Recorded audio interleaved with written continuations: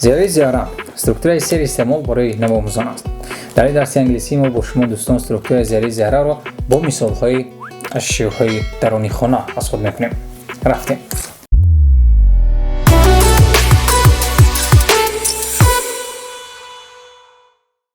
салом забономӯзон, номан Саъдӣ ва ин забономӯз аст ки ҳар ҳафта барои шумо забони англисӣ меомӯзад ва дар ин дарси англисӣ мо имрӯз бо шумо структураи зиёраи зиёраро бо мисолҳои ашёҳои даруни хона меомӯзем. Яъне агар шумо ин дарсро то охир тамошо кунед, шумо мефаҳмед дӯстон ки зиёраи зиёра чист, онро дар куҷо истифода мебаранд, бо кадом забонҳо истифода бурда мешавад ва вариантҳои инкорӣ, саволӣ ва хабарии онро низ меомӯзед ва ба замини шумо якчанд луғати дигар аз даруни хона меомӯзед. Рафтем. Структураи зиёраи зиёра дар забони англисӣ истифода бурда мешавад барои нишон додани мавҷудияти чизе дар куҷое. Ягон шахс ё ягон чиз дар ягон ҷо мавҷуд аст. Яъне чизе дар куҷое ҳаст. Агар сода карда бием, як чиз дар ягон ҷо ҳаст. Якум қоидаи зиёраи зиёра он аст дӯстон ки вай ҳамон вақт дар аввали ҷумла меояд. Яъне вақте ки мо мехоҳем гӯем ки чизе дар куҷое ҳаст, мо ҳамон вақт зиёраиро аз пеш мемонем ва боқимондаи калимаҳоро баъдан. Яъне қоидаи якум ҳамин аст ки вай ҳамон вақт якум аст, дар аввали ҷумла меояд. Масалан, there is a book on the table. Дар болои стол як китоб аст. There are two books on the table. Дар болои стол ду китоб аст. Чӣ хеле ки шумо дӯстон дидед, вақте ки мо мехоҳем ки дар бораи як ашё гап занем ки як шахс, мо there is мегӯем. Яъне there is ин шумораи танҳо аст, як чизро мефаҳмонад. Ва вақте ки мехоҳем ки дар бораи китобҳо, чизҳои ҷамъ аз ду ва ё зиёда гап занем, мо there истифода мебарем. тарзи хондани онҳо низ чунин аст дӯстон. Вақте ки мо дар алоҳидагӣ мехонем, яъне there ва is, there is. Ва вақте ки онҳоро як ҷоя мекунем, there is мегӯем, there is, яъне як ҳарфи ре пайдо мешавад. There is ва дар шакли ҷамъаш низ ҳарфи ре пайдо мешавад ва there мегӯем. Яъне дар алоҳидагӣ агар мо хонем there ва вақте ки мо онҳоро як ҷоя мекунем, there are, яъне there is ва there is барои як ашё ва there барои ду ва ё зиёда, ду ва да ва сад. ва мисолҳои дигар дӯстон. There is one desk in the picture. Дар расм як парта аст. There is one desk in the picture. There is a pupil at the desk. There is a pupil at the desk. Дар назди парта як талаба аст. There is a pupil at the desk. There are four chairs in the picture. There are four chairs in the picture. Яъне дар расм чор курсӣ аст. There are many books on the table. There are many books on the table. Дар болои стол китобҳои зиёда. Яъне there ин шумораи ҷамъ аст. Ва зиёраиро мо низ истифода бурда метавонем бо исмҳои ҳисобнашаванда. Яъне исмҳое ки мо онҳоро шумурда наметавонем, бо онҳо дохил мешаванд шир, об, асал, биринҷ, гӯшт ва чизе ки хулоса онҳо дона буда наметавонанд ва аммо онҳоро як ченаки махсуси дигар дорем, ё ин ки онҳоро бо кило чен мекунанд, ё ин ки онҳоро бо литр чен мекунанд, ё ин ки онҳоро бо банка ё ки дигар чизи дигар. Хулоса исмҳои ҳисобнашаванда мо истифода мебарем there is. Масалан, there is a milk in the bottle. There is a milk in the bottle. Дар даруни қутӣ шир аст. Дар даруни қутӣ шир аст. ё ин ки мисоли дигар, there is some sugar on the table. There is some sugar on the table. Дар болои стол, дар болои парта каме шакар аст. There is some sugar on the table. Ва there is дар шакли кӯтоҳаш ҳарфи I партофта мешавад ва theirs хонда мешавад. Theirs истифода бурда мешавад ва there-ро мо мутаассифона кӯтоҳ карда наметавонем. шакли инкории ин ибора сохта мешавад бо ёрии ҳиссачаи инкории not. Яъне мо аввал мегузорем there is ва баъдан мегузорем not ва баъдан боқимондаи калима. Масалан, there isn't a TV in my room. Дар хонаи ман телевизор нест. There isn't any speakers in my room. There is only one old radio. Яъне дар хонаи ман калонкаҳо ё ки балонгӯякҳо нестанд, дар он ҷо танҳо як радиои кӯҳна аст. Мисоли дигар, there isn't a suit in my wardrobe. Дар шифонери ман ягон костюм нест. There are not any sofas. There is only one chair. Дар хонаи ман диван нест, роҳат курсӣ нест, дар он ҷо танҳо як курсӣ аст, танҳо як мизи барои нишастан аст. و شکل کوتاه شده تلفظیون ها وقتی که ما میگیم there is not و ما میتونیم اون رو باز کوتاه کنیم there isn't میگیم there isn't in TV there isn't any speaker و در واریانتی there aren't میگیم there aren't any speakers in my room. در جمله های سوالی شکلی حاضره to be استفاده برده میشد و ما فعل to be رو پیش از there میمونیم. یعنی وقتی که ما میخوایم بگوییم که there is a book on the table در بالای پارتا یک کتاب است و وقتی ما میخوایم سوال دهیم که آیا در بالای استول یک کتاب هست ما میگیم که is there a book on the table یعنی آیا در بالای پارتا یک کتاب هست یعنی کی نیست.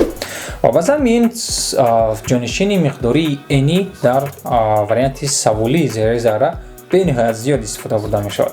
مثلا is there a toy on the floor آیا در بالای زمین در بالای پل یگان بازیچه هست توی این بازیچه هست.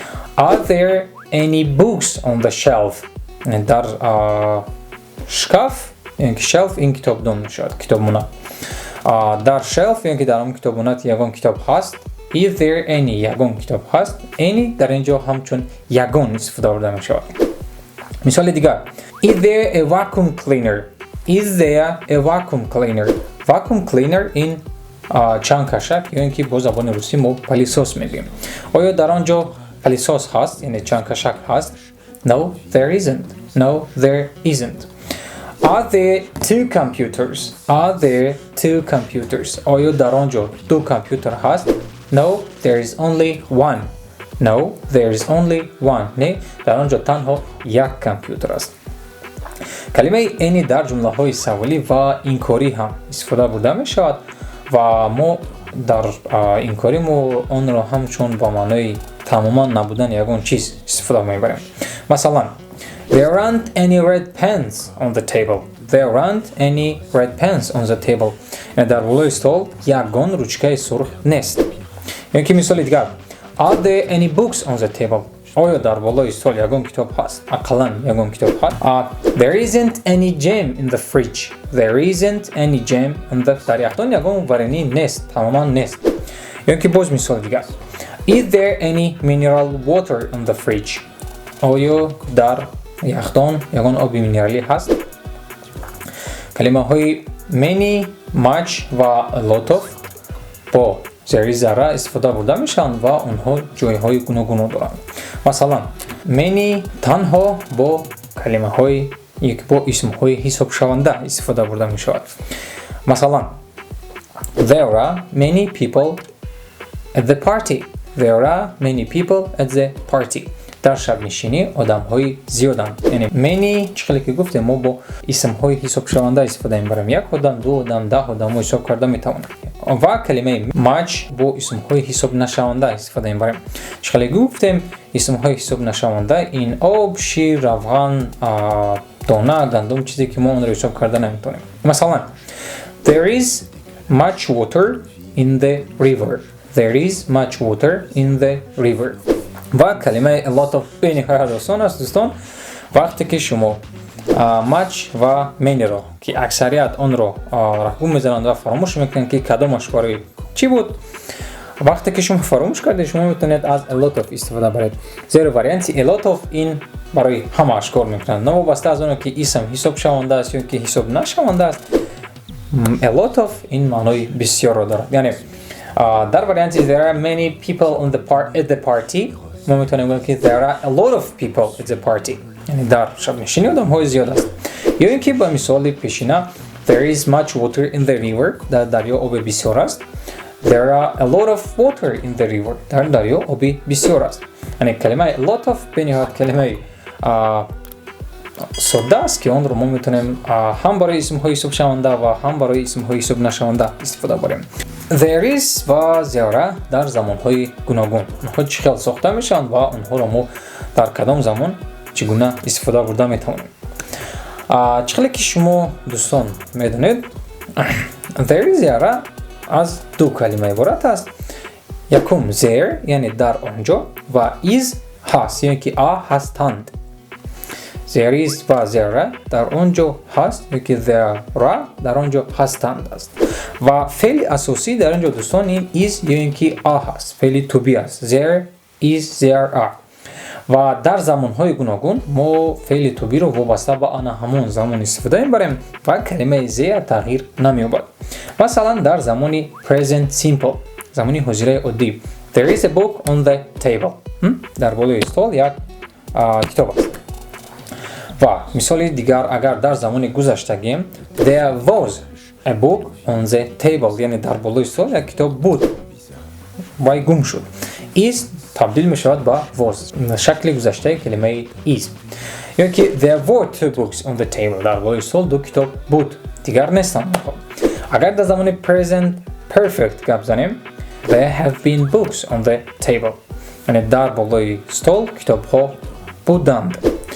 و در past perfect در زمان گذشته مطلق اگر گپ زنیم there had been two books on the table در بالای استول دو کتاب ها بودند یعنی آنها دیگر نیستند بازی اگر در زمان آینده گپ زنیم there will be two books on the table there will be two books on the table در بالای استول دو کتاب می شود یعنی آنها رو میارند یا که آنها رو میگذارند خلاصه آی چیز نامعلوم است و در یک زمان معین در آینده آن کتاب ها در بالای استول می شوند و اکنون دوستان رسیدیم به زمان سنجش دانش شما که شما تا چی درجه این درس را از خود کردید برای سنجش دانش شما لطفاً این تستی که شما در اکران میبینید آن را کار کنید و قاعده ها رو به یاد دارید در تست شما باید چیکار کنید کلمه های is are much many a lot of some و any رو در جای های خالی موافق معنا و جای استفاده بریشون در جمله ها گذارید